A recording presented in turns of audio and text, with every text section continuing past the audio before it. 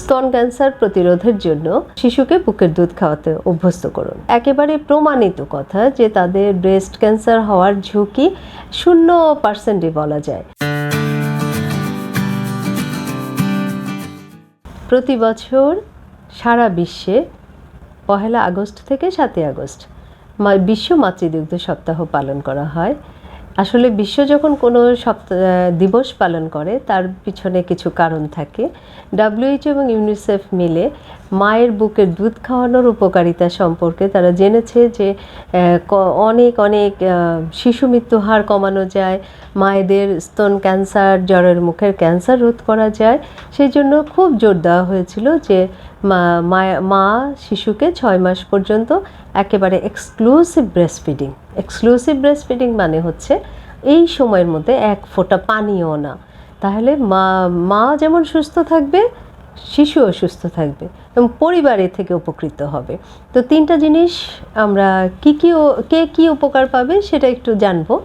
প্রথমত, শিশু জন্মের পরে 1 ঘন্টার মধ্যেই মায়ের বুকের যে দুধটা আসে, হলুদ রঙের একটি আঠালো দুধ। অনেকে আমাদের সমাজে এখনও অনেকে মনে করে এটা হচ্ছে একটি পুঁজ বা এটা গেলে ফেলে দেয়, শিশুকে দেওয়ানো যাবে না। এই দুধটা হচ্ছে শিশুর জন্য প্রথম টিকা। এর নাম হচ্ছে কোলেস্ট্রল। এই দুধটা হলুদ আঠালো রঙের, রোগ প্রতিরোধ করে শিশুর সারা জীবনের জন্য যে কিছু রোগ প্রতিরোধ করে ফেলে। প্রচুর ভিটামিন এ থাকে।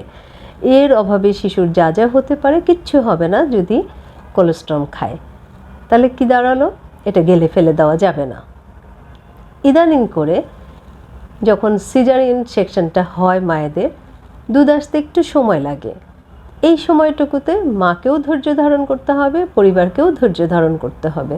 অস্থির হয়ে ফর্মুলা মিল্ক দেওয়া যাবে না। প্রথম কথা হচ্ছে, ফর্মুলা মিল্ক যখন আমরা দিব, আমাদের প্রত্যেককে মনে রাখতে হবে যে শিশুকে আমরা নিজের হাতে বিষ খাওয়াচ্ছি। একজন পুষ্টিবিদ হিসাবে এই কথাটা হচ্ছে প্রথম কথা, যে আমরা কোনো মতেই ফর্মুলা মিল্কের সঙ্গে শিশুকে পরিচয় করাবো না।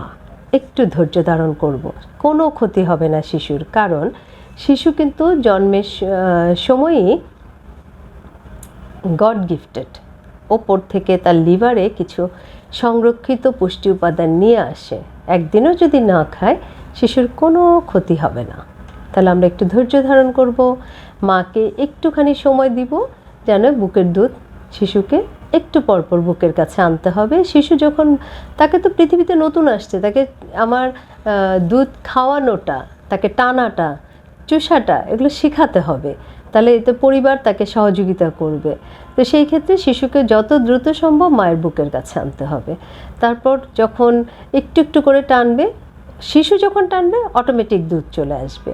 তখন মায়ের কিছু ল্যাকটেটিং ডায়েট আছে, মায়ের খাদ্য ব্যবস্থা আছে, লিকুইড খাদ্য ব্যবস্থা মা খাবে, অটোমেটিক দুধ আসবে। সবচেয়ে বড় কথা হচ্ছে মায়ের মানসিকভাবে মাইন্ড সেট আপ করতে হবে যে আমি আমার শিশুকে বুকের দুধই দিব, 1 ফোঁটা পানিও দিব না। দুধের কিছু উপকারিতা আছে, প্রচুর ভিটামিন এ আছে, ডি আছে, রোগ প্রতিরোধ করে, ক্ষমতা বাড়ায়, শিশুর গ্রোথিংয়ের ব্যাপারে খেয়াল করে, শিশুর ভবিষ্যতে যে মানসিকভাবে শিশু যে মায়ের সাথে দৃঢ় বন্ধন সেটা তৈরি হয় এবং তার মস্তিষ্কের বিকাশ খুব ভালো হয়। একটা ক্লাসে সবাই ফার্স্ট হয় না। যাদের ছোটকাল থেকে এই ভিত্তি মজবুত থাকবে তারাই কিন্তু অত্যন্ত মেধাবী, অর্থাৎ মানসিক ও শারীরিক বিকাশ খুব ভালো হবে। আর সবচেয়ে বড় কথা, মায়ের যেটা হবে, মায়ের শারীরিকভাবে মা সুস্থ থাকবে, মা ক্যান্সারকে প্রিভেন্ট করতে পারবে। যে ব্রেস্ট ক্যান্সার, জ্বরের মুখের ক্যান্সার মা প্রিভেন্ট করতে পারবে। এই জিনিসটা মায়েদেরকে মনে রাখতে হবে যে আজকাল যেভাবে ব্রেস্ট ক্যান্সার বেড়ে গেছে, আমরা শিশুকে প্রথম কথা শিশুকে বুকের দুধ দিব। এই যে সামনে সপ্তাহটা, এই সপ্তাহে আমরা এই কথা একজনকে প্রচার করব। পাশাপাশি খরচ, আমরা যদি ফর্মুলা মিল্ক দেই, একটা কৌটা অনেক দাম। আপনি ফিডার জীবাণুমুক্ত করলেন, আপনি দেখা যায় যে এই শিশুরাই পেটের পীড়ায় এত বেশি ভুগতে থাকে, ছোটোকাল থেকে তাদের ডায়রিয়া, আমাশা, এমনকি রক্ত আমাশাও যেটা দেখতে পেয়েছি যে রক্ত আমাশা দেখা দেয় এবং গ্রোথিং ঠিকমতো হয় না, তাদের বুদ্ধির বিকাশ ঠিকমতো হয় না, ইত্যাদি ব্যাপারগুলো যদি আমরা ঠিক করতে চাই তাহলে আমাদেরকে মায়ের বুকের দুধ দেওয়ার উপর গুরুত্ব দিতে হবে। কর্মজীবী মায়েদের জন্য বলছি। কর্মজীবী মায়েরা হয়তোবা তাদের